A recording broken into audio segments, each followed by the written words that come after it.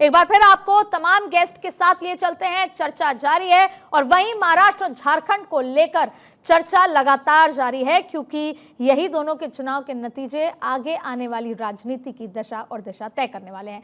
संजय द्विवेदी जी, आप कुछ कह रहे थे, बात रह गई थी, मैं चाहूंगी कि बात पूरी कर लीजिए। देखिए, बहुत स्पष्ट बात है, नोट और वोट की जरूरत, जब नोट देके वोट देने की जरूरत तब पड़ती है जब आप विश्वास, आपके जो हमारे वोटर हैं उनके प्रति विश्वास ना हो।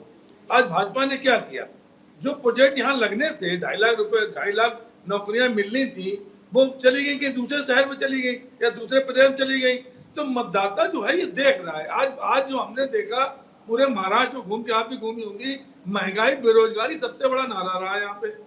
और जो 2.5 साल में जिस तरह भाजपा ने सरकार बनी हुई तोड़ के, ये मैं इसलिए कह रहा हूँ कि ये भी महाराष्ट्र जनता देख रही है कि किस तरह से सरकार तोड़ के एक सरकार बना ली गई। तो ये जब जो चीजें हैं, अब आप आइए कटेंगे बटेंगे, अरे भाई यहाँ पे जरूरत आज हमारे देश में कि हम, जो हमारी दिन पर दिन महंगाई बढ़ रही है, पेट्रोल हो गया 100 रुपए, आपके सिलेंडर हो गया 1100 रुपए, या जीएसटी हर चीज में लगी हुई है, उस पर कोई ध्यान नहीं दे रहा। गरीब आदमी, मध्यम वर्गीय आदमी तो इन्हीं चीज में जीता है ना। उसे दही चाहिए, दूध चाहिए, या स्वास्थ्य सेवाओं में दवाएं चाहिए, तो दवाओं से लेके हर चीज में जीएसटी लगी हुई है। अच्छा, किसान की बात कर लीजिए आप, किसान ट्रैक्टर खरीदने जाए उसमें जीएसटी लग गई।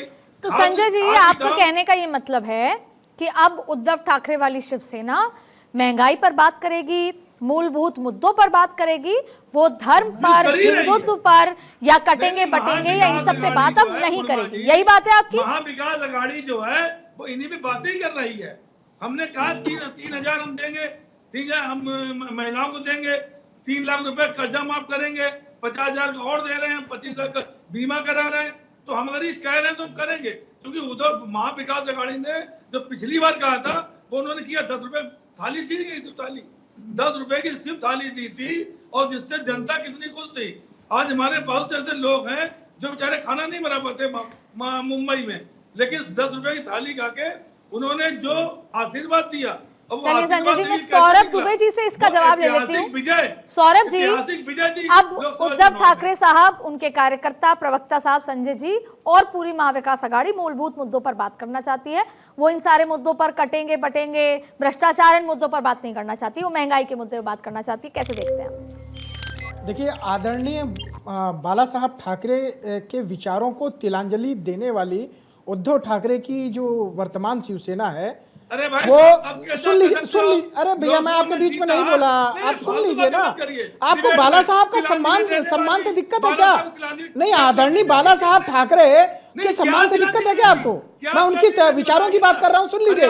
देखिए, ये उद्धव ठाकरे। सौरभ जी, क्या है, समय की कमी है, एक एक लाइन सबसे लेंगे। सौरभ जी, आप बात पूरी कीजिए, फिर मैं नागर साहब के पास और चित्रा जी के पास जाना चाहूँ। बिल्कुल बिल्कुल। देखिए सौरभ जी, बात देखिए, शिवसेना विचारों में बटी तो कटी की नहीं कटी। 40 विधायक अगर टूट के चले गए आपके विचार बटने से, तो शिवसेना आज कट गई कि नहीं कट गई? दो भागों में। और यही उद्धव ठाकरे जी हैं जब मुख्यमंत्री थे, जो आप लोगों को पैसा देने की बात कर रहे हैं। आपका गृह मंत्री 100 करोड़ की वसूली लेते हुए पकड़ा गया, जेल में गया, और वहां पर जो है जनता के पैसे को, जो उसकी गाड़ी कमाई है, उसको लूटने का प्रयास जो उद्धव ठाकरे जी। सौरभ जी, आरोप तो विनोद तावड़े जी पे भी लगे। नागर साहब क्या कहना चाहेंगे? जल्दी, समय की कमी। ये जो कह रहे हैं, जिस तरह से सौरभ जी ने नैरेटिव देने का प्रयास किया, ये एकदम मिथ्या है। ईडी और सीबीआई तो शिवसेना को तोड़ने के लिए इस्तेमाल किया गया, और उद्धव जी तो स्वर्गीय बाला साहेब ठाकरे की जो विरासत है उसको आगे लेके जा रहे हैं। उद्धव जी सौम्य हैं, आम आदमी को लेके चलना चाहते हैं, गरीब की बात करते हैं, पर्यावरण की बात करते हैं, तो आप इसलिए उनकी आलोचना करते हैं। उद्धव जी पूंजीपतियों के आगे पीछे नहीं घूमते, सौरभ जी जैसे आपके नेता घूमते हैं। उद्धव जी को मराठी मानुष की चिंता है। बचे, मैं चाहूंगी चित्रा जी, उद्धव जी को आम मुंबई की चिंता है। इन सारी बातों के बीच में देश की आधी आबादी अभी क्या सोच रही है और कांग्रेस को उसका कितना फायदा या नुकसान होगा, जल्दी बता दीजिए। गोगो दीदी योजना वर्सेस लाडली योजना, लाड़की बहन योजना, तमाम चीजें। अदिति जी, महाविकास आघाड़ी और इंडिया गठबंधन ने हमेशा ही महिला सशक्तिकरण की बात करी है, और इसीलिए आपने देखा है कि यहाँ पे जो मैनिफेस्टो है उसमें हमने 3,000 देने की बात करी है, उसमें हमने बसेस में भी ट्रैवल की बात करी है। ये सारी चीजें जो है, महिला सुरक्षा की हमने बात करी है, शक्ति एक्ट जो है उसको हम इम्प्लीमेंट करेंगे। तो महाराष्ट्र की जनता, ये जो गद्दारी करे लोग हैं जिन्होंने खोके ले महाराष्ट्र जनता को धोखा दिया है, उनको एक जवाब देने के लिए तैयार बैठी है, मन आ चुकी है। और जो आ रही सामने, ये कोई काम में आने वाली है, कितने भी फेक मैसेजेस डाले, लेकिन महाराष्ट्र की जनता निश्चित कर चुकी है, महाविकास आघाड़ी की विजय निश्चित है।